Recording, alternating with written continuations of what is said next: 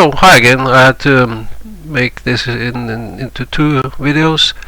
I was talking about these teas inspired from Terry Laundry. So sometimes you have to place the low here, not exactly at the low. So around here, and you see the top in 98 extended a bit further.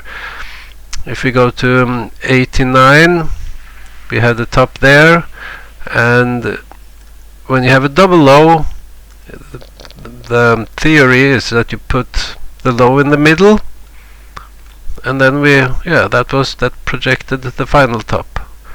Then we have 2014, the top is there, and the low in the middle there, somewhere here, and that projected perfectly the top here in 2015. And where are we now in Norway? We have the top, let's put it in the middle there, and the low there. So yeah, that's into April sometime. So we could have a breakout here in Norway to all-time high. Actually, I'm really looking at this from 89, 90 as a comparable scenario where we had a false breakout, and we are here doing the same, and this could go a little bit more. So going back to the S&P, I also have been showing this cycle. These other here are not cycles but rather oscillations, but I'm not looking at those now. We are looking at this short cycle of a bit less than 1 month, and as we see, we have not reached quite the top of the next. So that's about the end of March.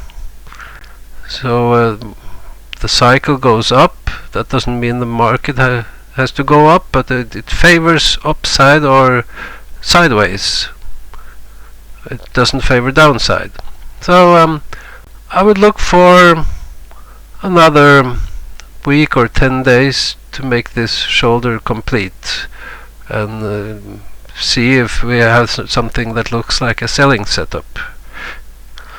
Also, this geomagnetic storm, as I said, if we are in the middle of a panic, it favors some capitulation to the downside, but the most normal scenario in those geomagnetic storms is a rally, often a short squeeze, and it has a strong bias for upside for the first 7 to 10 calendar days, and then it is a bit more unclear than the period after that, but it finally ends with downside.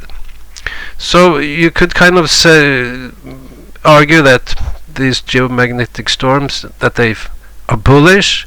Yes, in the short term they often are, but if you look a bit longer, some weeks further ahead, they tend to end with a correction and downside and panics.